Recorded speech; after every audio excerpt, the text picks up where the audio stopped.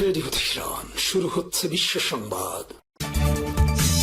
ইন্নালিল্লাহ। আবারও মধ্যপ্রাচ্যে ভয়াবহ তৃতীয় বিশ্বযুদ্ধ চলছে, আর এরই মাঝে আমাদের হাতে এসে পৌঁছেছে ইরান, ইসরায়েল, যুক্তরাষ্ট্র এবং হিজবুল্লাহর মধ্যে যে যুদ্ধ চলছে সেই যুদ্ধের সর্বশেষ গুরুত্বপূর্ণ সবথেকে তাজা আপডেট সংবাদ। প্রথমেই জানিয়ে দিব, হিজবুল্লাহর ক্ষেপণাস্ত্র হামলায় ইসরায়েলি সেনা নিহত। দক্ষিণ লেবাননে হিজবুল্লাহর ট্যাঙ্ক বিধ্বংসী ক্ষেপণাস্ত্র হামলায় ইসরায়েলের এক সেনা নিহত হয়েছে। নিহত সেনার নাম ক্যাপ্টেন ইতান স্যামুয়েল লেমবার্গ। তিনি মিশমার হাসিভার বাসিন্দা এবং ৭ম সাজোয়া ব্রিগেডের ৭৫তম ব্যাটালিয়নের সদস্য। আজ লেবানন থেকে ভয়াবহ হামলা চালানোর পরেই জায়নবাদী দখলদার ইসরায়েলের সেনা সদস্য মারা গেছে। এই ঘটনায় আরও ২৩ জন ইসরায়েলি সেনা গুরুতরভাবে আহত হয়েছে।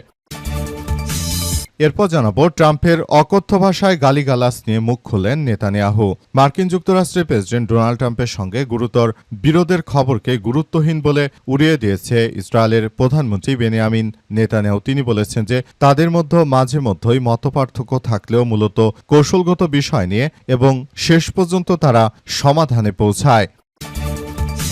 এদিকে আল-আকসায় জর্ডানের অভিভাবকত্ব অবশ্যই সম্মান করতে হবে বলল যুক্তরাজ্য। জেরুজালেমের পবিত্র স্থানগুলোর উপর জর্ডানের ঐতিহাসিক অভিভাবকত্ব অবশ্যই সম্মান করতে হবে বলে জানিয়েছে ব্রিটিশ সরকার। আজ মিডল ইস্ট আইকে দেয়া এক বিবৃতিতে এই তথ্য নিশ্চিত করেছে দেশটি। গত সপ্তাহে মিডল ইস্ট আই এর এক প্রতিবেদনে প্রকাশ করা হয়েছিল যে আল-আকসা মসজিদের উপর জর্ডানের রাজপরিবারের দীর্ঘদিনের ঐতিহাসিক অভিভাবকত্ব কেড়ে নেওয়ার জন্য মার্কিন যুক্তরাষ্ট্র এবং ইসরায়েল যৌথভাবে ষড়যন্ত্র করছে।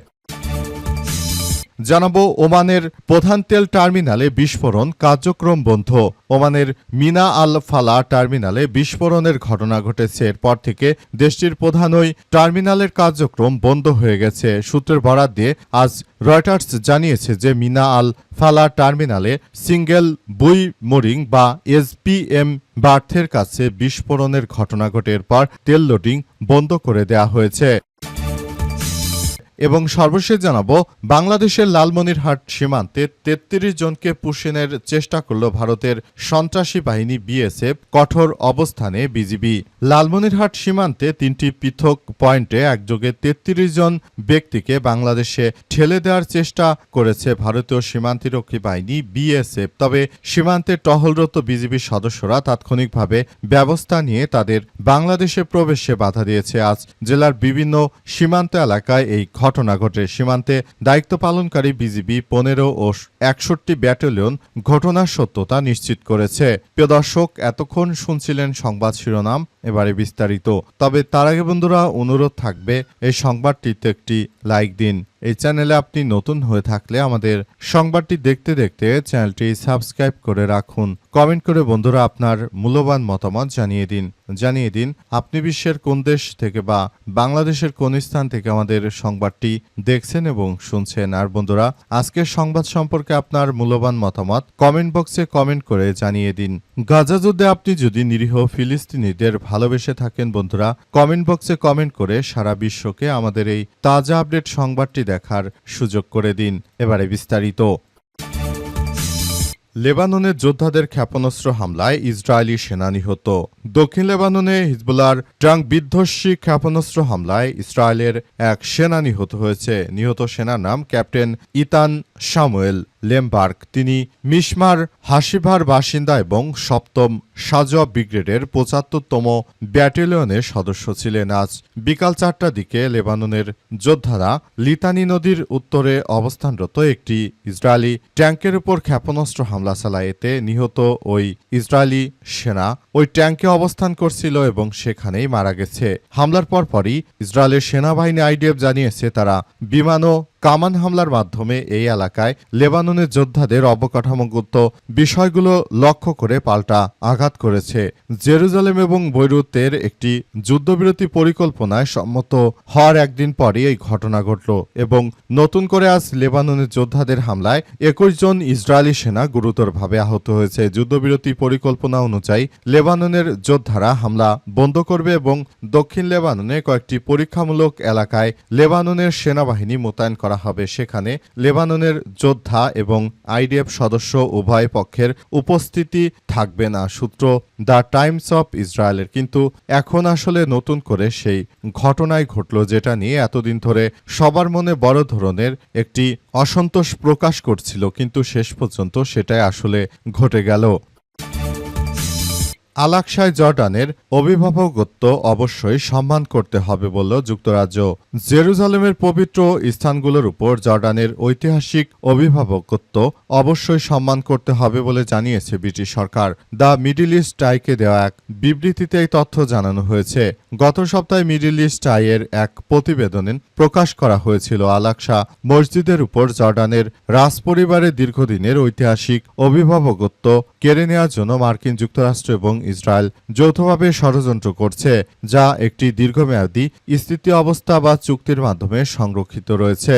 যুক্তরাষ্ট্র এবং ইসরায়েলের ওই কথিত পরিকল্পনার বিষয়ে সম্প্রতি স্বতন্ত্র বা স্বাধীন এমপি শওকত আদম ব্রিটিশ পররাষ্ট্র সচিবের কাছে একটি চিঠি লিখেছিলেন। মিডল ইস্ট আইয়ের পক্ষ থেকে সেই চিঠির বিষয়টি ব্রিটিশ পররাষ্ট্র মন্ত্রণালয়ে উপস্থাপন করা হলে এর জবাবে এক মুখপাত্র জানিয়েছেন যে জেরুজালেম পবিত্র স্থানগুলো অভিভাবকত্ব হিসেবে আমরা জর্ডানে গুরুত্বপূর্ণ ভূমিকা পালন করি।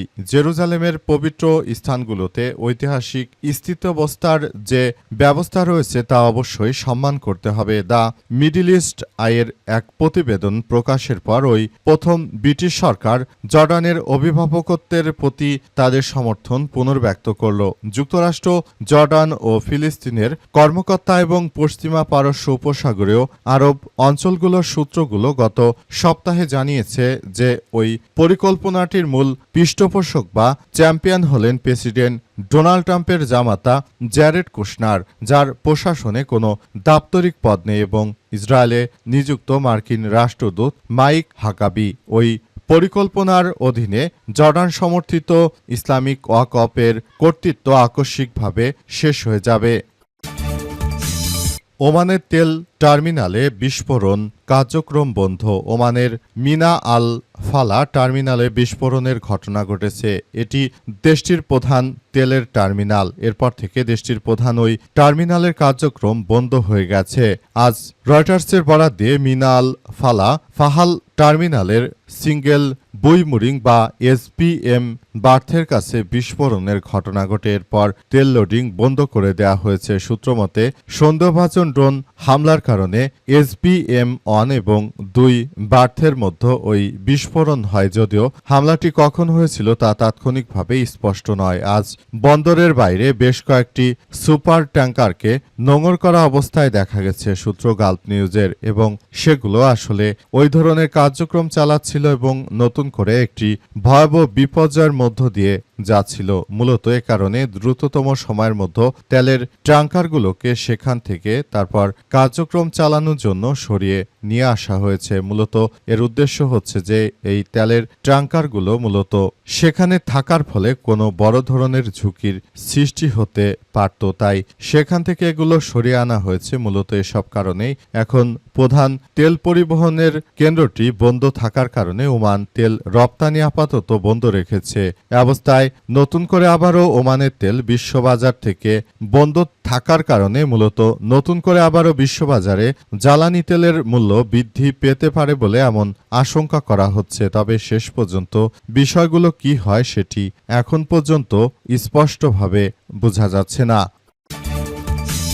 ট্রাম্পের অকথ্য ভাষায় গালিগালাজ নিয়ে মুখ খুললেন নেতানিয়াহু। মার্কিন প্রেসিডেন্ট ডোনাল্ড ট্রাম্পের সঙ্গে গুরুতর বিরোধের খবরকে গুরুত্বহীন বলে উড়িয়ে দিয়েছে ইসরায়েলের প্রধানমন্ত্রী বেনিয়ামিন নেতানিয়াহু। তিনি বলেছেন যে তাদের মধ্যে মাঝে মধ্যে মতপার্থক্য থাকলেও মূলত কৌশলগত বিষয় নিয়ে শেষ পর্যন্ত তারা সমাধানে পৌঁছেছে। আজ সিএনবিসিকে দেওয়া এক সাক্ষাৎকারে নেতানিয়াহু এমন মন্তব্য করেছেন। আগে তিনি গণমাধ্যমে প্রকাশিত প্রতিবেদনে বলা হয়েছে যে লেবাননে ইসরায়েলি সামরিক অভিযান নিয়ে এক ফোনালাপে ট্রাম্প নেতানিয়াহুর প্রতি কঠোর ভাষা ব্যবহার করেছিলেন। ওই সময় ওয়াশিংটন ইরানের সঙ্গে কূটনৈতিক প্রচেষ্টা অব্যাহত রাখার চেষ্টা করছিল। তবে নেতানিয়াহু দাবি করেছে যে মতবিরোধ থাকলেও দুই দেশের সম্পর্ক দৃঢ় রয়েছে। তিনি আরও জানিয়েছেন, আমরা সকালে কোনো বিষয়ে দ্বিমত পোষণ করতে পারি, আবার বিকেলের মধ্যেই একটি অভিন্ন অবস্থানে পৌঁছাতে পারি। তার ভাষায়, ঘনিষ্ঠ মিত্রদের সঙ্গেও সবকিছু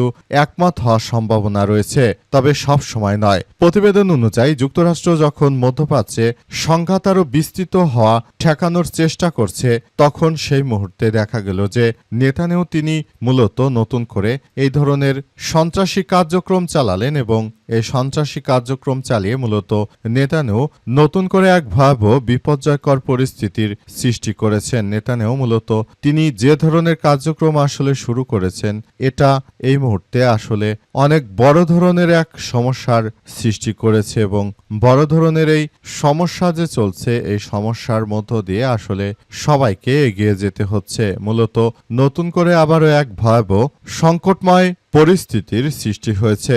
মূলত জায়নবাদী দখলদারেরা তারা শুরু থেকে যে ধরনের সন্ত্রাসী কার্যক্রমগুলো চালিয়ে যাওয়ার চেষ্টা করছে, তাদেরকে একদম ধসিয়ে দিয়েছে ইরানের ইসলামী বিপ্লবী গার্ড বাহিনীর সদস্যরা। মার্কিন যুক্তরাষ্ট্র এবং দখলদার ইসরায়েলি বাহিনীকে উদ্দেশ্য করে নতুন করে এমন আক্রমণ শুরু করেছে লেবাননের যোদ্ধারা, যেটা আসলে লেবাননের যোদ্ধারা দখলদারদের একরকম মাটির সঙ্গে মিশিয়ে দেওয়ার জন্য নতুন করে আবারও নতুন প্রযুক্তি সামনে নিয়ে এসেছে। এখন জায়নবাদীরা ধরাশায়ী হয়েছে লেবাননের যোদ্ধা, এমনকি ইরানের সঙ্গে এখন না পেরে তারা নতুন করে আবারও সন্ত্রাসী কার্যক্রমগুলো চালিয়ে যাচ্ছে, যেটা কোনোভাবেই আসলে গ্রহণযোগ্য হতে পারে না।